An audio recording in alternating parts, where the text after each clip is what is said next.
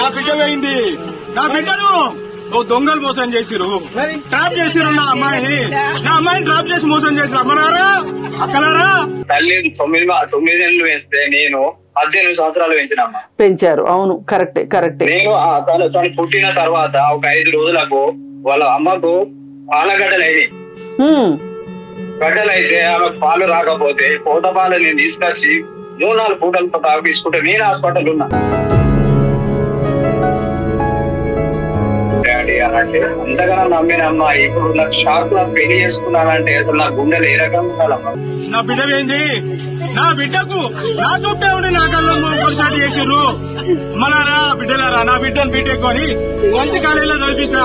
అమ్మలారా అయ్యా, కొత్త ఫోన్ కొనిచ్చి కొత్త నెంబర్ ఇచ్చి జాగ్రత్తగా చదువుకో, నువ్వు నా మీద ప్రమాణం చేసినావు అని చెప్పేసి చదువుకుంటా డాడీ, నువ్వు ఎటువంటి ఆలోచన పో డాడీ అని చెప్పేసి చెప్తే నేను నమ్మిన. ఈ నమ్మకాన్ని ఈ రకంగా నాకు చెప్పకుండా చేయకుండా పోయినాక నాకు గుండెలు వరిగిపోవా. ఇట్లాంటి బిడ్డలను మీ పిల్లలకు అన్యాయం చేసుకోకూరి. అయ్యలారా అమ్మలారా, బిడ్డ ఇట్లాంటి భక్తులు మీరు బతకాలి. తల్లిదండ్రులకు అన్యాయం చేయకూరి. సరే, మరి అసలు ఇతను ఎక్కడ పరిచయం అయ్యాడంట? అతను ఫ్లెక్సీ కట్టించాలన్న ఐడియా మీకు ఎలా వచ్చింది? దాని గురించి కొంచెం వివరించండి. మేడం, నాకు ఆ ఐడియా నాకు నేను ఇంత ప్రేమతోటి పెంచుకున్న బిడ్డ నాకు చెప్పకుండా నాకు గుండెల మీద చనిపోయినాక ఏ రకంగా నా సమాజంలో నాకు విలువలు ఇస్తుంది, ఏ రకంగా సమాజంలో నాకు విలువలు ఉన్నాయి. ఆ మెసేజ్ లో ఏముంది?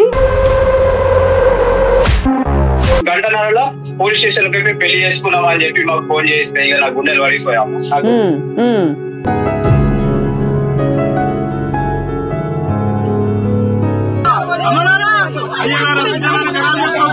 అయ్యా దండం పెడతా.